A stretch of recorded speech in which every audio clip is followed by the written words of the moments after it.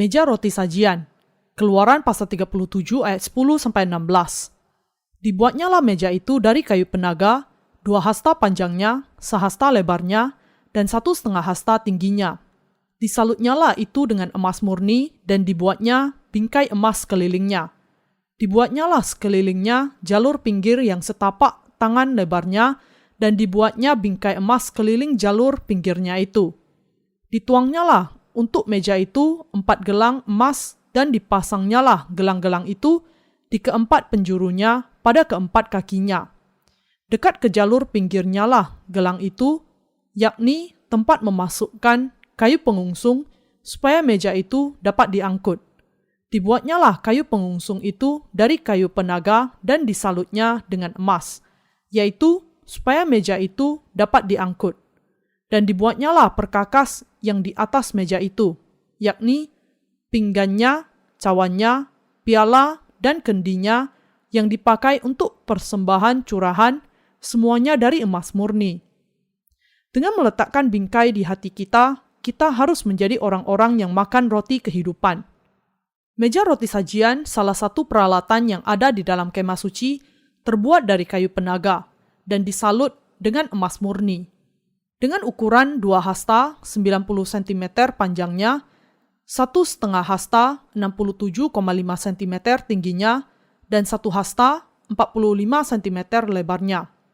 Di meja roti sajian ada 12 roti bundar selalu ditempatkan di sana, dan roti ini hanya boleh dimakan oleh imam-imam. Imamat pasal 24 ayat 5-9. Di antara ciri-ciri dari meja roti sajian adalah ada jalur pinggir yang setapak tangan lebarnya di sekelilingnya. Ada bingkai emas di sekelilingnya, ada 4 gelang-gelang emas di keempat sudutnya, dan di gelang-gelang itu diletakkan kayu pengungsung dari kayu penaga yang disalut dengan emas yang dipakai untuk mengungsung meja itu. Perkakas di meja itu, pinggannya, cawannya, pialanya, dan kendinya yang dipakai untuk persembahan curahan adalah juga terbuat dari emas. Keluaran pasal 37 ayat 11-12 menuliskan, disalutnyalah itu dengan emas murni dan dibuatnya bingkai emas sekelilingnya. Dibuatnyalah sekelilingnya jalur pinggir yang setapak tangan lebarnya dan dibuatnya bingkai emas keliling jalur pinggirnya itu. Meja roti sajian di dalam tempat kudus di Bait Allah memiliki bingkai emas yang setapak tangan dan di sekitarnya dibuat bingkai dari emas. Mengapa Allah memerintahkan kepada Musa untuk meletakkan bingkai yang demikian? Bingkai ini setapak ada tapak tangannya yang ukurannya sekitar 10 cm untuk mencegah agar jangan sampai roti sajian itu jatuh. Karena hanya imam yang boleh makan roti yang ditempatkan di meja roti sajian, jadi kita harus menjadi orang-orang yang sudah diselamatkan dari segala dosa dan menerima kehidupan kekal dengan percaya kepada baptisan Yesus dan darah di atas kayu salib. Dengan kata lain, hanya mereka yang percaya kepada Injil, air, dan roh sebagai keselamatan mereka yang boleh makan roti ini. Karena bingkai itu seukuran setapak tangan yang diletakkan di sekitar meja roti sajian di kemah suci, maka dipastikan bahwa roti itu tidak akan tergelincir dan jatuh. Dan di setiap hari Sabat, roti yang masih panas, yang baru dibuat, ditempatkan di atas meja itu. Kita harus memperhatikan secara khusus kepada kenyataan bahwa bingkai yang setapak tangan itu dibuat di sekeliling meja roti sajian dan bahwa bingkai itu disaput dengan emas murni. Bingkai di meja roti sajian ini mengajarkan kepada kita bahwa kita harus memegang di dalam hati kita firman kebenaran yang memberikan kepada kita keselamatan dan dengan itu menerima kehidupan kekal. Ini menjelaskan bahwa kita bisa memiliki iman rohani di dalam kain biru, kain ungu, kain kirmizi, dan dari lenan halus yang dipintal benangnya yang dipakai untuk pintu kemah suci hanya kalau kita percaya kepada baptisan Yesus Kristus dan darah di kayu salib. Dan kita bisa sampai kepada pemahaman ini dengan wahyu ini bahwa hanya mereka yang percaya kepada kebenaran yang dinyatakan di dalam kain biru, kain ungu, kain kirmizi, dan dari lenan halus yang dipintal benangnya sudah dijadikan sebagai anak-anak Allah. Karena kita tidak akan mendapat bagian apapun di dalam Tuhan kecuali kalau kita percaya di dalam cara ini, maka kita yang mau berusaha memiliki roti kehidupan harus memiliki iman yang percaya kepada Injil air dan roh yang dinyatakan di dalam kain biru, kain ungu, kain kirmizi, dan dari lenan halus yang dipintal benangnya. Kita harus percaya bahwa hanya Injil air dan roh itulah kebenaran keselamatan. Allah adalah mengatakan kepada kita, singkatnya, untuk meninggikan bingkai iman di dalam hati kita, sehingga firman keselamatan itu tidak akan tergelincir dari kita. Injil air dan roh ini sudah diturunkan kepada kita sejak dari zaman gereja mula-mula. Sejak dari zaman gereja mula-mula sampai hari ini, Allah sudah membasuh dosa-dosa orang-orang yang percaya kepada Injil ini. Kita bisa melihat sekarang ini juga, Allah menyelamatkan jiwa-jiwa mereka yang percaya kepada kebenaran Injil air dan roh. Kita sudah diselamatkan dengan percaya kepada kebenaran yang dinyatakan di pintu gerbang kemah suci, dan Allah sudah memampukan kita untuk hidup secara rohani dengan meninggikan bingkai di dalam hati kita. Dari iman kita kepada Injil air dan roh yang diberikan oleh Tuhan, kita sudah menerima kehidupan kekal, dan dengan Injil kebenaran ini, kita sudah dimampukan untuk membagikan roti kehidupan ini dengan orang-orang lain. Dan kita juga sudah bisa melayani karya kebenaran Allah.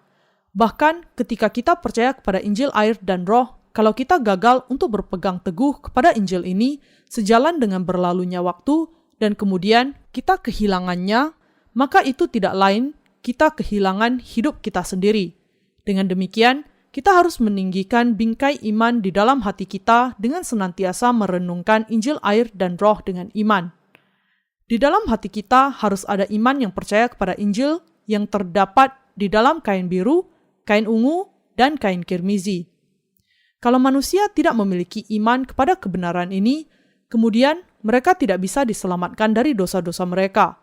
Mereka mungkin mengatakan sendiri bahwa mereka sudah pasti diselamatkan, tetapi saat ini, karena hati mereka tidak berpegang dan percaya kepada Injil air dan roh yang dinyatakan di dalam kain biru, kain ungu, kain kirmizi, dan dari lenan halus yang dipintal benangnya, keselamatan yang mereka miliki ini bukanlah yang sempurna. Tidak percaya kepada Injil air dan roh sebagai kebenaran adalah dosa yang sama dengan kita sendiri meninggalkan Tuhan. Roti kehidupan bukanlah sesuatu yang kita butuhkan hanya untuk dimiliki saja. Tetapi itu adalah sesuatu yang harus kita masukkan ke dalam mulut kita, mengunyah dan memakannya, dan dengan itu menjadikan kebenaran itu sebagai milik kita. Ketika kita hidup tanpa percaya kepada firman Allah dan berpegang kepadanya di dalam hati kita, maka kebenaran keselamatan itu akan lenyap dari hati kita dalam seketika. Mungkin Anda berpikir bagaimana mungkin Anda kehilangan keselamatan yang begitu berharga kalau Anda sudah diselamatkan dari segala dosa. Tetapi sayangnya, banyak yang tidak berpegang kepada firman Allah meskipun mereka sudah pernah menerima kebenaran itu dengan sukacita yang akhirnya akan mati karena mereka tidak memiliki akar iman yang tertanam di dalam Injil yang sejati. Mengenai hal ini, Yesus berbicara mengenai 4 macam tanah hati di dalam perumpamaan tentang penabur. Matius pasal 13 ayat 3-9, ayat 18-23. Di dalam perumpamaan ini, benih kebenaran Allah ditaburkan di 4 jenis tanah yang berbeda dari hati manusia. Tanah yang pertama terletak di pinggir jalan, yang kedua di tanah berbatu, yang ketiga tanah yang bersemak, duri, dan yang keempat di tanah yang baik. Di sana, benih yang jatuh di 3 jenis tanah yang pertama tidak akan menghasilkan buah. Dan hanya yang jatuh ke jenis tanah yang keempat, tanah yang baik, menghasilkan buah. Ini berarti bahwa banyak orang bisa kehilangan keselamatan mereka di tengah jalan meski mereka pernah mendengar dan menerima Injil air dan roh, Injil keselamatan sejati. Dengan demikian kita harus mengingat bahwa kalau jenis tanah hati kita tidak baik, ada kemungkinan bagi kita untuk kehilangan keselamatan yang sudah diberikan Tuhan bagi kita. Kalau di dalam hati kita percaya kepada keselamatan yang sudah datang dalam kain biru, kain ungu, dan kain kirmizi, maka tanah hati kita akan menjadi tanah yang baik. Tetapi pada saat-saat kita melihat bahwa beberapa orang kehilangan keselamatan mereka karena ketidakmampuan mereka mempertahankan iman mereka sebagai akibat iman mereka kepada firman Allah tidak memiliki akar yang mendalam. Inilah sebabnya kita harus berdiam di dalam gereja Allah, memiliki roti kehidupan setiap hari, dan bertumbuh dalam iman. Dengan kebenaran yang dinyatakan di dalam kain biru, kain ungu, dan kain kirmizi, Allah merawat kita setiap hari sehingga iman kita bisa bertumbuh. Kita harus menegaskan di dalam hati kita setiap hari akan pengampunan dosa yang sudah kita terima. Kebenaran yang harus ditemukan di dalam hati kita adalah keselamatan dari Injil, air, dan Roh yang dinyatakan di dalam kain biru, kain ungu, kain kirmizi, dan dari lenan halus yang dipintal benangnya. Kebenaran keselamatan ini ada di dalam hati mereka yang sudah menerima pengampunan dosa. Dengan memperbaharui iman kita kepada Injil, air, dan Roh ini, kita bisa hidup hari demi hari sebagai anak-anak Allah. Dengan demikian, bahkan mereka yang percaya kepada Injil, air, dan Roh juga harus senantiasa merenungkan Injil kebenaran Allah yang dinyatakan di dalam kain biru, kain ungu, kain kirmizi, dan dari lenan halus yang dipintal benangnya, dan menegaskan iman mereka setiap hari. Mengapa? Karena kalau kita tidak senantiasa berpegang kepada Injil, air, dan Roh dengan teguh dan menegaskannya, kita bisa kehilangannya setiap saat. Kita harus senantiasa ingat apa yang dituliskan oleh penulis surat Ibrani kepada orang-orang Yahudi di perantauan. Karena itu, harus lebih teliti kita memperhatikan apa yang telah kita dengar, supaya kita jangan hanyut di bawah arus. Ibrani pasal 2 ayat 1. Saat ini bahkan di antara mereka yang mengenal Injil, air, dan Roh, kita melihat bahwa ada banyak yang imannya kepada Injil semakin lama semakin pudar. Ini adalah karena mereka meskipun sudah percaya kepada Injil, air, dan Roh, telah gagal untuk makan dari roti kehidupan setiap saat di tempat kudus, dan sebagai akibatnya hati mereka tidak dihaluskan dengan iman yang sejati. Ada juga banyak hamba iblis di dunia ini yang berusaha untuk mematikan orang-orang benar dengan memberi makan kepada mereka roti yang beragi, yaitu yang sebenarnya pengajaran dari daging mereka sendiri. Kalau Injil yang palsu diperkenalkan ke dalam gereja Allah, maka kebenaran itu akan bercampur dengan dusta, mengubah orang percaya menjadi orang-orang yang tidak bisa diterima oleh Tuhan. Orang-orang yang demikian mengenal kebenaran tetapi tidak bisa percaya karena mereka gagal meninggikan bingkai iman mereka, dan karena itu akhirnya mereka menjadi orang yang tidak lagi sepenuhnya diselamatkan dari dosa. Amsal pasal 22 ayat 28 mengatakan, "Jangan engkau memindahkan batas tanah yang lama yang ditetapkan oleh nenek moyangmu." Itu adalah karena itu teramat sangat penting bagi kita agar tidak memindahkan batas dari iman kita. Kita harus memiliki batas yang jelas dari iman kita yang sejati dan mempertahankannya sampai hari kedatangan Tuhan kembali. Hanya demikian kita bisa senantiasa makan dari roti kehidupan. Hanya demikian maka Tuhan bisa berdiam di pusat hati kita, dan hanya demikian kita bisa memiliki kehidupan kekal. Tidak peduli berapapun banyaknya roti Allah yang diberikan kepada kita, kalau kita tidak menghargai harganya dan gagal untuk berpegang kepadanya di dalam hati kita, atau kalau kita memindahkan bingkai di dalam hati kita dan membiarkan roti kehidupan itu terjatuh dari meja, kita akhirnya akan menjadi anak-anak kebinasaan. Beberapa di antara kita baru-baru ini saja menerima pengampunan dosa mereka. Sementara bagi orang lain, sudah puluhan tahun sejak pertama kali mereka mendengar Injil, air, dan Roh dan ditebuskan dari dosa-dosa mereka. Karena apa yang kita dengar setiap hari adalah tentang firman Injil, air, dan Roh, sangat mungkin ada di antara kita yang menjadi bosan setiap kali kata air dari Injil, air, dan Roh disebutkan. Tetapi, tetap saja kita harus senantiasa makan roti dari Injil sejati. Untuk berapa lama kita harus melakukan hal ini? Sampai hari kedatangan Tuhan kembali. Beberapa di antara Anda mungkin mengeluh bahwa saya selalu dan berulang kali berkhotbah tentang Injil, air, dan Roh. Tetapi Anda perlu memahami mengapa saya berkhotbah demikian.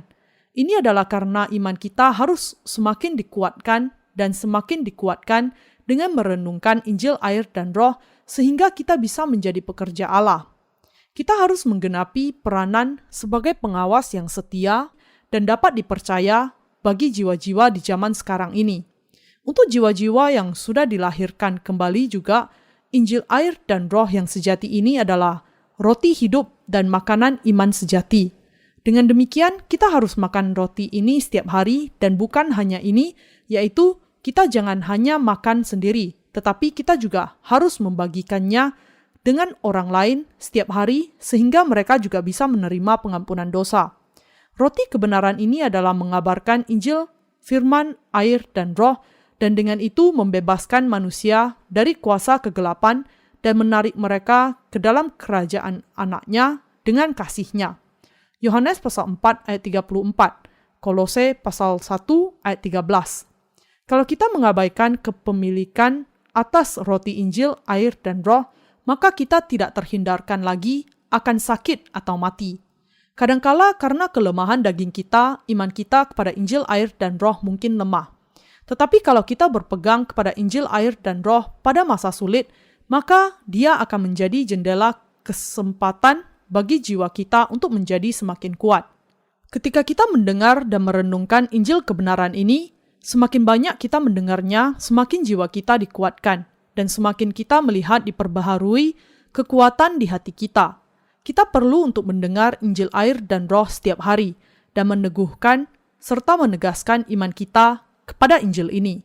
Sebagaimana dikatakan Allah, sisihkanlah sangga dari perak, maka keluarlah benda yang indah bagi pandai emas. Amsal pasal 25 ayat 4. Kita perlu membakar iman kita, yaitu kita perlu senantiasa mendengarkan Injil air dan roh, mengakuinya di dalam hati kita, dan merenungkan dari waktu ke waktu. Karena Injil air dan roh adalah roti kehidupan yang memberikan kehidupan kepada kita. Sebagaimana Yesus mengatakan di dalam doa Bapa kami, berikan kepada kami pada hari ini makanan kami yang secukupnya. Tuhan kita memang memberikan kepada kita firman Injil air dan roh. Inilah sebabnya Dia memerintahkan kita menaikkan doa yang demikian.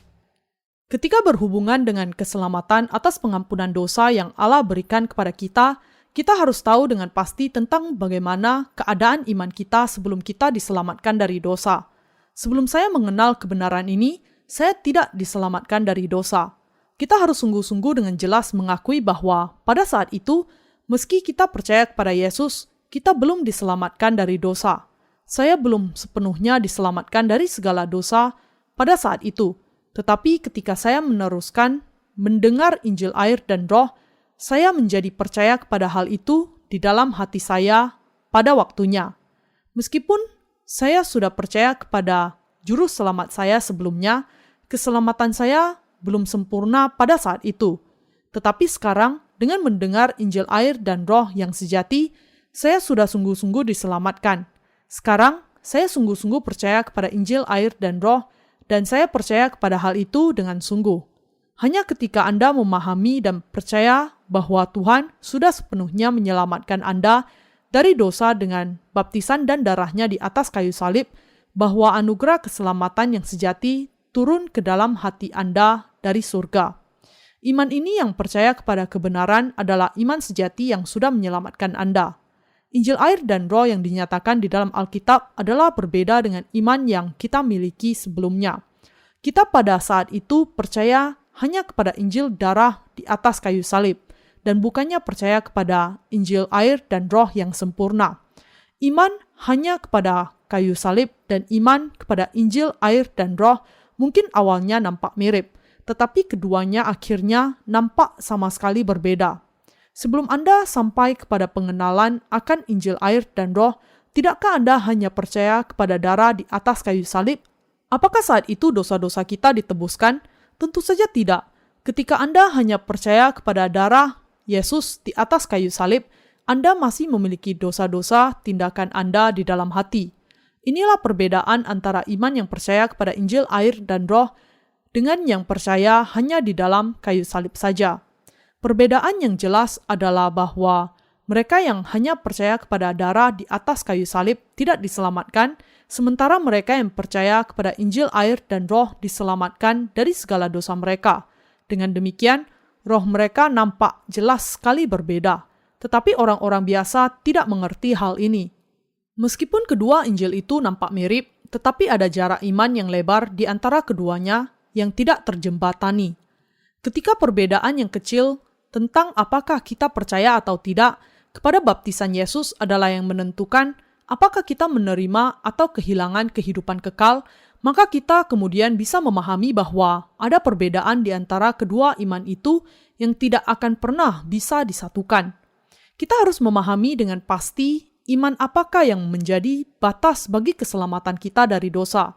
Untuk diselamatkan dari dosa, kita harus percaya kepada Injil air dan roh. Injil air dan roh ini adalah kebenaran pengampunan dosa. Keberadaan yang sangat nyata akan keselamatan menjadi milik Anda ketika Anda mengakui bahwa Anda pastilah tidak akan diselamatkan sebelum Anda percaya kepada Injil air dan roh, dan bahwa Anda sekarang sungguh-sungguh percaya kepada Injil yang sejati ini dengan segenap hati Anda. Kalau Anda percaya kepada Injil air dan roh di pusat hati Anda, maka Anda harus dengan jelas mengakui ini di hadapan Allah, bahwa Anda sudah menerima pengampunan dosa Anda dengan mendengar dan percaya kepada Injil air dan roh. Kalau Anda sekarang percaya kepada Injil air dan roh, maka Anda bisa dipastikan untuk menemukan buktinya di dalam hati Anda. Kita harus menguji iman kita dengan seksama di hadapan Allah. Sama sekali tidak perlu malu dalam menguji iman kita. Kalau harus memakan waktu sampai 5 tahun sejak pertama kali Anda percaya kepada Yesus, sebelum Anda percaya kepada Injil air dan roh di pusat hati kita, sama sekali tidak perlu merasa malu. Kalau Anda memerlukan waktu 10 tahun untuk diselamatkan, sama sekali tidak perlu malu. Dan kalau memerlukan waktu sampai 20 tahun, tetap saja tidak perlu merasa malu. Sebaliknya, hal itu merupakan suatu berkat. Namun kenyataannya adalah bahwa ada begitu banyak orang yang berpura-pura sudah diselamatkan dari dosa. Tetapi Roh Kudus yang menyelidiki segala sesuatu tidak bisa menerima iman mereka, karena mereka tidak menarik garis yang jelas akan keselamatan mereka secara jujur. Akan jauh lebih bijaksana, bahkan sampai saat ini, untuk menetapkan garis batas keselamatan kita dengan jelas. Bukan tahu dengan pasti tanggal kita diselamatkan, tetapi yang penting adalah bisa membedakan dengan jelas antara sebelum dan sesudah kita diselamatkan, dan untuk mengakui iman sempurna Anda itu dengan jelas. Bapa iman kita juga percaya di dalam Injil yang sama dengan yang kita percayai sekarang.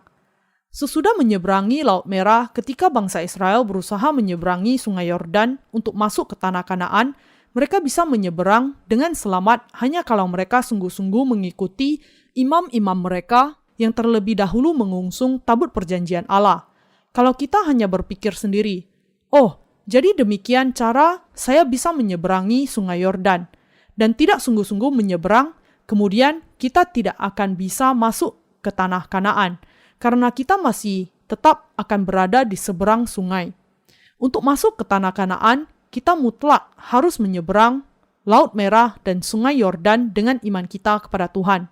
Berbicara secara rohani, Sungai Yordan adalah sungai kematian dan kebangkitan. Iman ini yang sudah menyelamatkan kita dari dosa adalah iman yang percaya. Saya harus masuk neraka, tetapi Tuhan datang ke bumi ini dan sudah menyelamatkan saya dengan baptisan dan darahnya di atas kayu salib. Untuk menyelamatkan kita secara sempurna, Tuhan kita dibaptiskan di Sungai Yordan dan mencurahkan darahnya di atas kayu salib. Dengan cara ini, Dia menanggung atas dosa-dosa kita dan membayar upah dosa dengan memberikan hidupnya sendiri sebagai pengganti kita. Sekarang kita harus percaya kepada kebenaran ini dan menarik garis iman dan garis keselamatan dengan jelas di dalam hati kita.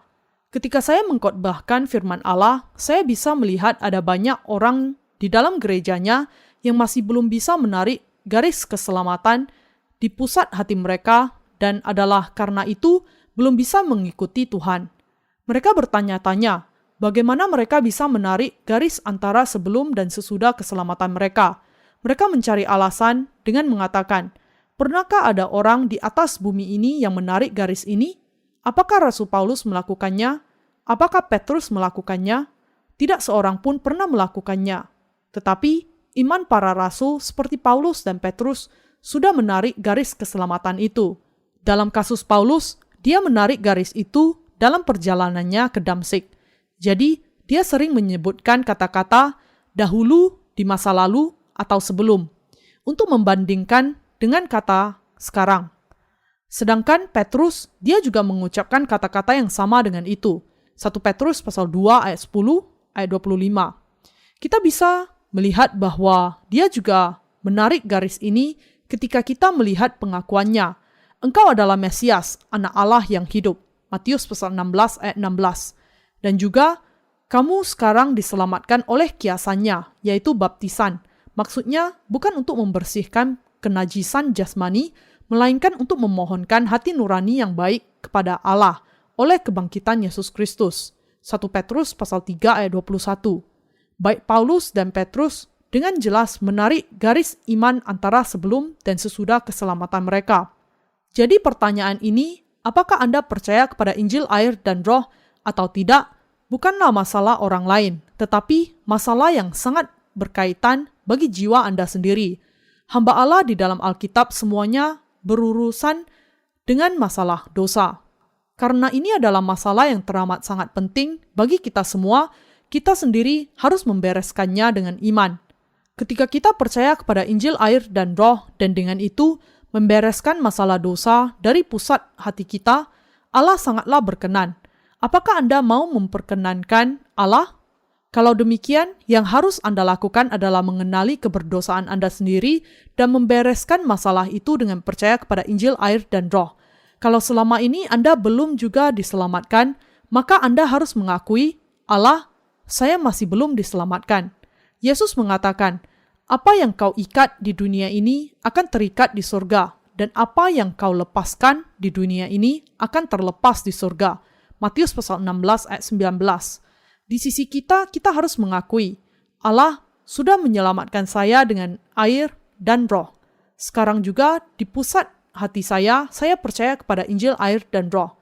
Tidak ada keraguan sama sekali bahwa Tuhan sudah menyelamatkan saya melalui Injil air dan roh. Kita semua harus menerima Injil air dan roh di dalam hati kita. Saya percaya kepada Injil ini, karena ini adalah kebenaran. Karena Tuhan sudah menghapuskan segala dosa lebih dari cukup, saya percaya kepada Injil ini sekarang. Saya belum diselamatkan oleh iman sampai sekarang. Ketika kita karena itu mengakui dan percaya kepada Injil yang diberikan oleh Tuhan, kemudian Allah mengatakan kepada kita, aku menerima imanmu. Ketika Allah sudah memberikan kepada kita kebenaran air dan roh yang sudah menyelamatkan kita secara sempurna, kalau kita dari sisi kita tidak menarik garis keselamatan dan menerima keselamatan ini dengan percaya kepada kebenaran ini, maka Allah dari sisi Dia tidak akan mengakui kita sebagai orang yang sudah diselamatkan. Karena Allah memperlakukan kita sebagai pribadi dan tidak sewenang-wenang. Kalau Anda tidak mau percaya kepada Injil air dan roh di pusat hati kita, maka Dia tidak bisa memberikan kepada Anda pengampunan dosa. Kalau Anda tidak mengakui Injil air dan roh di dalam hati Anda, dengan kata lain, Roh Kudus tidak bisa berdiam di dalam hati Anda. Apakah kita menolak semua Injil lain kecuali Injil air dan roh sebagai salah? Atau apakah kita berpikir bahwa Injil yang palsu itu masih berguna juga? Dan bahwa tidak ada perlunya untuk membuang semuanya itu? Kita perlu menguji diri kita sendiri dan melihat bagaimana sebenarnya kita percaya. Mari kita mengandaikan bahwa kita melihat ada banyak barang-barang elektronik dan perabotan. Mari kita membayangkan lebih lanjut lagi bahwa kita membawa beberapa barang itu ke rumah. Karena berpikir bahwa kita masih bisa memakai beberapa, tetapi menemukan selanjutnya bahwa tidak ada yang bagus dan semuanya tidak ada yang berguna. Apakah kita masih akan menyimpannya atau membuangnya? Kalau kita sudah memutuskan semuanya tidak berguna, tentu kita akan membuangnya. Ketika Anda sampai kepada kesimpulan bahwa sesuatu itu tidak akan pernah berguna bagi Anda dan bukan barang asli sama sekali, maka Anda juga tahu bahwa Anda akan membuangnya. Kalau ini yang akan kita lakukan dengan hal-hal duniawi, bagaimana kita harus bertindak ketika itu menyangkut hal-hal rohani? Kita harus bahkan lebih tegas dalam penolakan kita akan kebohongan di dalam hal-hal rohani. Kita harus menarik garis yang jelas yang membedakan iman Injil air dan roh kita dengan iman palsu yang hanya percaya kepada darah di atas kayu salib. Kita harus mengakui bahwa iman hanya kepada darah di atas kayu salib tidak akan membawa kita kepada keselamatan, dan kita harus dengan tegas membuang doktrin yang tidak tepat ini. Yang manakah Injil yang tepat Alkitabiah? Injil yang hanya bersisi darah di atas kayu salib saja? Atau Injil air dan roh? Iman Anda yang hanya percaya kepada Injil air dan roh dan yang sudah menyelamatkan Anda dari dosa-dosa Anda adalah yang berkenan kepada Allah. Singkatnya, ada dua jenis orang Kristen. Mereka yang mengenal dan percaya kepada Injil air dan roh dan mereka yang tidak. Itu mungkin nampaknya keduanya menjalani kehidupan iman yang mirip. Tetapi hal kebenaran adalah bahwa keduanya sama sekali berbeda. Apakah Anda entah bagaimana berpikir bahwa Injil yang tidak sempurna yang pernah Anda percayai itu sebelumnya masih berguna? Apakah Anda masih menyimpannya sampai saat ini dan berpikir bahwa suatu saat itu bisa dipakai lagi?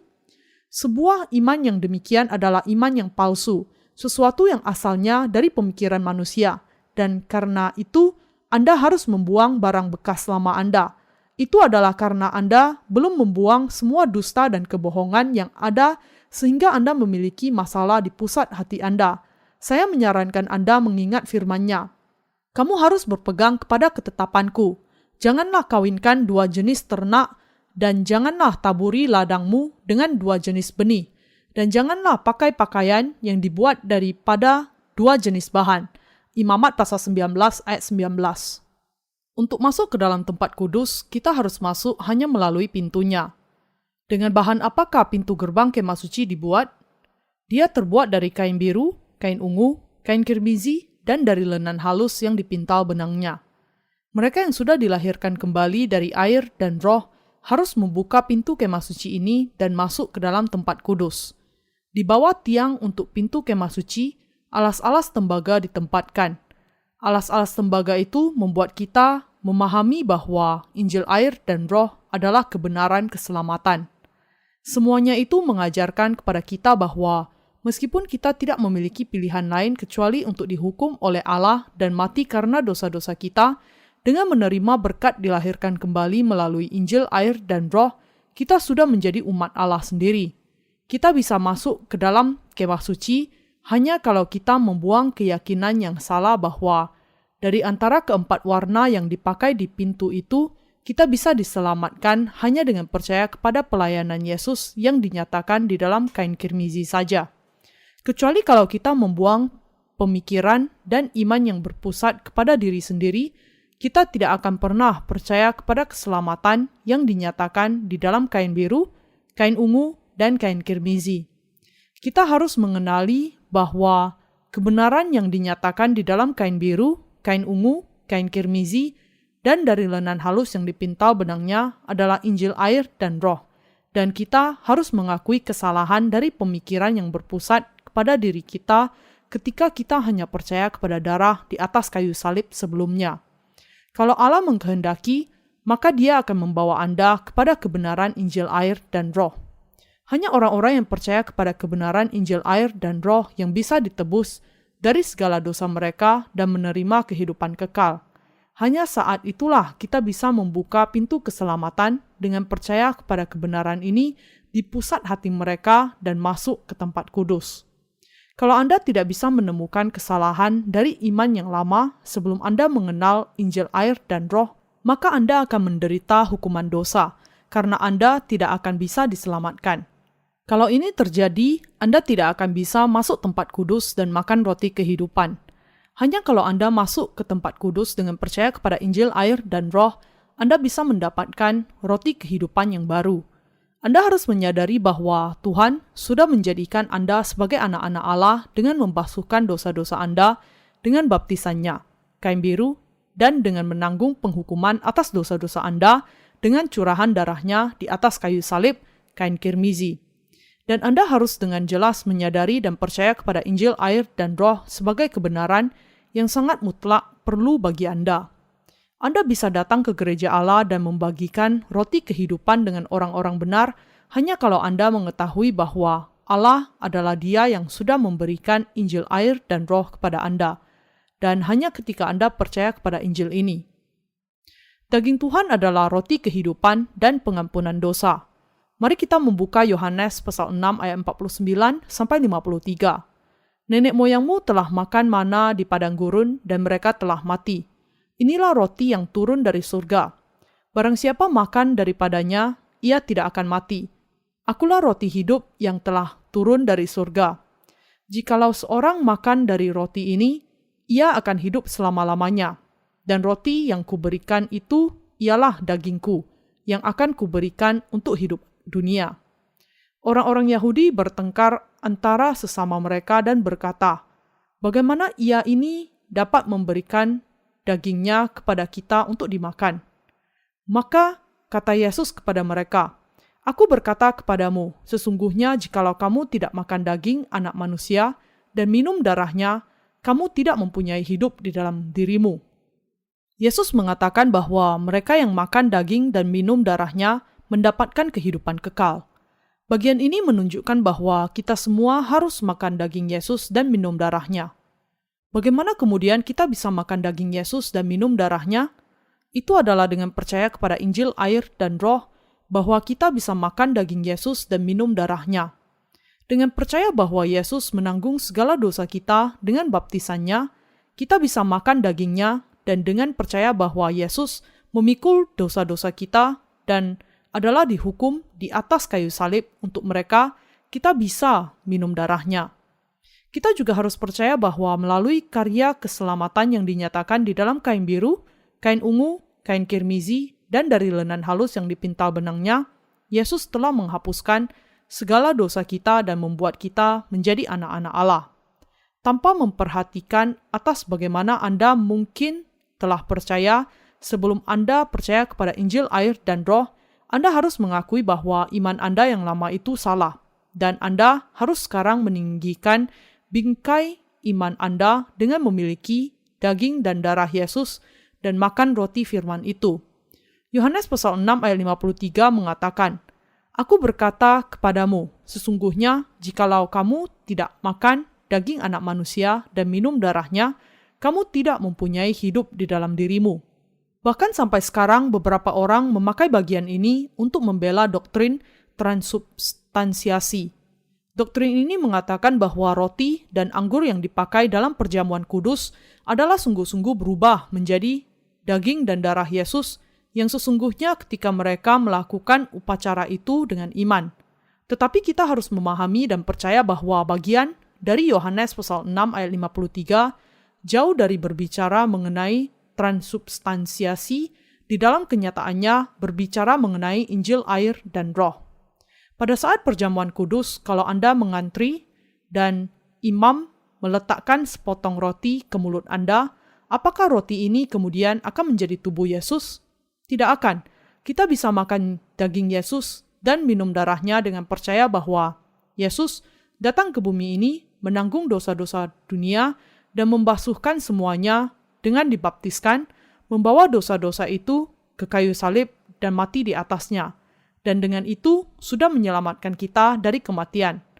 Orang-orang yang makan daging Yesus dan minum darahnya oleh iman adalah orang-orang yang percaya kepada kebenaran bahwa Yesus dengan kain biru dan kain kirmizi sudah menyelamatkan kita dari dosa dengan menanggung atas dosa-dosa kita dan menanggung penghukuman atas dosa ke atas tubuhnya. Kita harus makan daging Yesus dan minum darahnya dengan iman kita di dalam baptisan dan darah Yesus Kristus. Untuk menerima dosa-dosa yang ditanggungkan kepadanya, Yesus adalah dibaptiskan oleh Yohanes Pembaptis di Sungai Yordan. Mari kita membuka Matius pasal 3 ayat 15-17. Lalu Yesus menjawab, katanya kepadanya, biarlah hal itu terjadi, karena demikianlah sepatutnya kita menggenapkan seluruh kebenaran Allah. Dan Yohanes pun menurutinya. Sesudah dibaptis, Yesus segera keluar dari air dan pada waktu itu juga langit terbuka dan ia melihat Roh Allah seperti burung merpati turun ke atasnya. Lalu terdengarlah suara dari surga yang mengatakan, Inilah anakku yang kukasihi, kepadanyalah aku berkenan. Itu adalah karena Yesus menanggung atas segala dosa ketika dia dibaptiskan oleh Yohanes dan mati di atas kayu salib sehingga dia sudah menggenapkan seluruh kebenaran Allah. Iman kita yang percaya kepada kebenaran Injil bahwa segala dosa dunia ditanggungkan kepada Yesus Kristus ketika dia dibaptiskan oleh Yohanes adalah iman yang benar, yang dengannya kita bisa makan daging Yesus dan minum darahnya. Kalau Anda mengenal kebenaran ini, maka berarti Anda sudah makan daging Yesus oleh iman. Bahwa segala dosa dunia Anda ditanggungkan kepada Yesus Kristus sekaligus adalah kebenaran, dan karena itu teramat sangat penting untuk Anda untuk percaya kepada hal itu di pusat hati Anda. Iman ini adalah iman yang memampukan Anda untuk makan daging Yesus. Apakah dosa-dosa Anda ditanggungkan kepada Yesus melalui baptisannya? Hanya ketika Anda percaya kepada hal itu, Anda bisa makan daging Yesus. Setelah membaptiskan Yesus, Yohanes Pembaptis berseru, "Lihatlah anak domba Allah yang menghapus dosa dunia." Yohanes pasal 1 ayat 29. Dan karena Yesus sudah menerima dosa-dosa dunia melalui baptisannya, dia membawa semuanya di atas tubuhnya sendiri, disalibkan dan mencurahkan darahnya dan mati. Setelah karena itu disalibkan, dipakukan kedua kaki dan tangannya dan mencurahkan darahnya, Yesus berseru ketika dia mati, "Sudah selesai." Dia kemudian bangkit kembali dari kematian pada hari yang ketiga, memberikan kesaksian selama 40 hari, naik ke surga dengan tepat pada saat dia memandang, dan dia sekarang duduk di sebelah kanan Allah Bapa. Dan dia juga berjanji bahwa dia akan kembali tepat sebagaimana dia sudah naik ke surga. Apakah Anda percaya kepada kebenaran ini di pusat hati Anda? Adalah dengan percaya kepada kebenaran ini bahwa Anda bisa makan daging Yesus dan minum darahnya. Itu adalah ketika kita sungguh-sungguh percaya di pusat hati kita bahwa kita bisa makan daging Yesus dan minum darahnya. Itu adalah dengan iman ini bahwa kita bisa makan roti di tempat kudus. Tuhan kita memerintahkan agar kita senantiasa mengingat daging dan darahnya dimanapun kita berkumpul bersama. 1 Korintus pasal 11 ayat 26. Dengan demikian, setiap kali kita berkumpul bersama, kita harus mengingat akan daging dan darah Yesus sepanjang waktu. Ketika melalui iman inilah kita harus makan daging Yesus dan minum darahnya, setiap kali kita berkumpul bersama, bagaimana mungkin kita bisa mengadakan perjamuan kudus hanya sebagai upacara formalitas saja? Karena kita percaya kepada baptisan yang melaluinya, Yesus menanggung segala dosa kita ke atas tubuhnya sendiri dan darah pengorbanannya di atas kayu salib. Itu adalah dengan iman bahwa kita bisa mengingat daging dan darahnya setiap hari. Itu adalah karena kita percaya kepada kebenaran air dan roh, sehingga setiap hari kita bisa makan daging Yesus dan minum darahnya. Sebagaimana yang dikatakan Yesus, "Barang siapa makan dagingku dan minum darahku, ia mempunyai hidup yang kekal, dan aku akan membangkitkan dia pada akhir zaman." Yohanes pasal 6 ayat 54. Dia akan membangkitkan orang-orang yang makan dagingnya dan minum darahnya pada hari akhir. Kita harus mengakui bahwa kalau iman kita tidak memampukan kita untuk makan daging Yesus dan minum darahnya, maka iman itu adalah iman yang keliru. Tuhan kita mengatakan, "Barang siapa makan dagingku dan minum darahku, ia mempunyai hidup yang kekal, dan aku akan membangkitkan dia pada akhir zaman. Sebab dagingku adalah benar-benar makanan, dan darahku adalah benar-benar minuman. Barang siapa makan dagingku dan minum darahku, ia tinggal di dalam aku, dan aku di dalam dia. Sama seperti Bapa yang hidup mengutus aku dan aku hidup oleh Bapa, demikian juga barang siapa yang memakan aku akan hidup oleh aku." Yohanes pasal 6 ayat 54-57. Orang-orang yang makan daging Yesus dan minum darahnya oleh iman akan hidup karena dia. Di sisi lain, mereka yang tidak makan daging Yesus dan minum darahnya akan mati, karena mereka tidak percaya. Tetapi tidak sulit bagi kita untuk makan daging Yesus dan minum darahnya dengan iman. Mari kita mengandaikan bahwa di sini ada ujian keselamatan yang harus kita ambil supaya kita bisa masuk ke dalam kerajaan Allah. Salah satu pertanyaan dari ujian itu adalah, apakah iman yang memampukan Anda makan daging Yesus dan minum darahnya? Bagaimana seharusnya kita menjawab pertanyaan itu? Ketika daging dan darah Yesus keduanya menjadi isi dari keselamatan, bisakah kita mengatakan bahwa kita makan dagingnya kalau sebenarnya kita hanya minum darahnya? Kita harus menuliskan keduanya, yaitu baptisan dan darahnya di atas kayu salib sebagai jawaban kita. Kita bisa masuk kerajaan Allah hanya kalau kita makan daging Yesus dan minum darahnya. Bahkan kalau kita telah salah percaya dan salah paham sebelumnya, kalau kita membalikkan hati kita, makan daging Yesus dan minum darahnya, kita bisa lulus dari tes itu. Kalau kita percaya kepada daging dan darah Yesus tepat sekarang, saat ini juga, kita bisa lulus dari ujian itu dengan gampang. Manusia memandang kepada penampilan luar, tetapi Allah memandang di pusat hati kita. Dan karena itu, ketika kita percaya kepada baptisan Yesus dan darahnya di atas kayu salib secara bersama-sama, kita adalah kemudian makan daging Yesus dan minum darahnya. Allah memandang ke pusat hati kita untuk melihat apakah kita sungguh-sungguh memiliki iman kepada daging dan darah Yesus di dalam hati kita. Karena itu, kalau kita tidak percaya kepada daging dan darah Yesus di pusat hati kita, maka kita tidak akan diselamatkan dari segala dosa. Tidak peduli bagaimana caranya Anda percaya sebelumnya. Kalau saat ini Anda memiliki iman yang percaya kepada daging dan darah Yesus, maka Anda bisa masuk ke dalam kerajaan surga. Banyak orang beragama di dunia ini tidak selesai berdebat mengenai kebenaran dari doktrin transubstansiasi. Yang sungguh-sungguh kita butuhkan di dalam kenyataannya adalah iman yang memampukan kita untuk makan daging Yesus dan minum darahnya. Tetapi ini adalah mungkin hanya kalau kita percaya kepada Injil, air, dan Roh di dalam hati kita.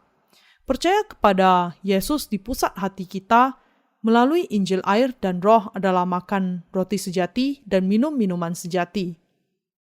Kita harus percaya kepada baptisan dan darah Yesus untuk pengampunan dosa kita. Tuhan kita mengatakan, darahku adalah benar-benar minuman. Yohanes pasal 6 ayat 55. Tuhan kita menanggung penghukuman atas dosa di atas kayu salib. Iman yang percaya bahwa Yesus menanggung atas dosa-dosa kita dengan dibaptiskan dan mencurahkan darahnya di atas kayu salib adalah iman yang memungkinkan kita minum darah Yesus. Melalui baptisan yang diterimanya dari Yohanes, Yesus menanggung segala dosa kita, termasuk dosa anak-anak Anda, orang tua-tua, dan dosa kita masing-masing, dan dengan mencurahkan darahnya di atas kayu salib, Dia menanggung penghukuman atas semua dosa-dosa ini. Dengan baptisan dan darahnya, Yesus sudah membereskan semua masalah kita dengan mutlak untuk semua manusia di seluruh dunia.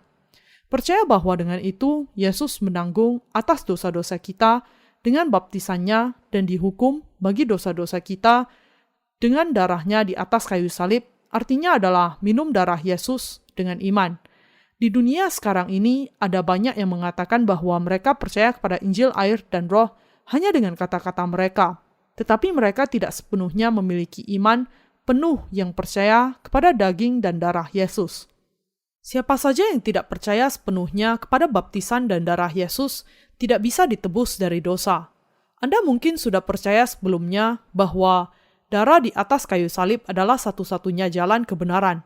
Tetapi setelah sekarang Anda menemukan kebenaran yang sesungguhnya, Anda harus memiliki iman yang dengan jelas percaya kepada daging dan darah Yesus. Hanya sesudah itu, Allah akan mengatakan bahwa Anda diselamatkan. Tetapi kalau di sisi lain, Anda tidak menarik garis keselamatan yang jelas di dalam pokok ini, yaitu tentang pengampunan dosa yang diterima oleh iman yang percaya kepada daging dan darah Yesus di pusat hati kita, maka Anda tidak bisa memiliki iman yang diterima oleh Allah. Tuhan kita mengatakan, barang siapa makan dagingku dan minum darahku, ia tinggal di dalam aku, dan aku di dalam dia. Yohanes pasal 6 ayat 56. Tetapi kecuali makan daging Yesus dan minum darahnya oleh iman, kita tidak akan bisa masuk di hadapan Allah. Dan siapa saja yang tidak memiliki iman yang percaya kepada daging dan darah Yesus, tidak bisa berdiam di dalam Tuhan. Itu adalah harapan saya yang tulus bahwa tidak seorang pun di antara orang-orang kudus, pekerja-pekerja dan hamba-hamba Allah di dalam gereja kita akan secara tragis jatuh terbuang dari iman yang percaya kepada daging dan darah Yesus. Ketika Sodom dan Gomora dibinasakan oleh api para menantu Lot menganggap firman kehidupan dari Allah yang dikatakan Lot kepada mereka itu hanyalah sekedar lelucon. Untuk mereka yang belum menanggapi firman Allah secara serius, penghakiman Allah akan turun ke atas mereka sebagaimana yang sudah dituliskan.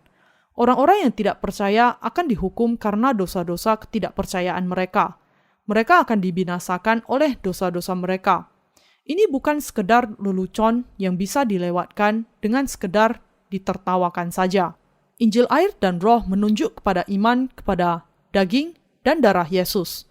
Itu adalah dengan percaya kepada kebenaran ini bahwa kita sudah ditebus dari dosa-dosa kita dan menerima kehidupan kekal. Karena iman akan daging dan darah Yesus yang kepadanya kita percaya adalah Injil sejati dan kebenaran sejati, kita harus tetap memelihara iman ini di dalam hati kita. Dengan terlebih dahulu meninggikan bingkai iman tinggi-tinggi di dalam hati kita, kita harus berpegang teguh kepada semua firman Allah dan tidak pernah membiarkan iman itu jatuh dari kehidupan kita. Dengan percaya kepada hal itu di dalam hati kita, kita harus menerima kebenaran bahwa Allah sudah menghapuskan segala pelanggaran orang-orang berdosa dengan daging dan darah Yesus. Saya berharap dan berdoa agar Anda semua akan percaya di dalam Injil air dan roh yang digenapi di dalam Tuhan, makan roti keselamatan yang sudah menyelamatkan Anda dari dosa-dosa Anda, dan dengan itu menerima kehidupan kekal.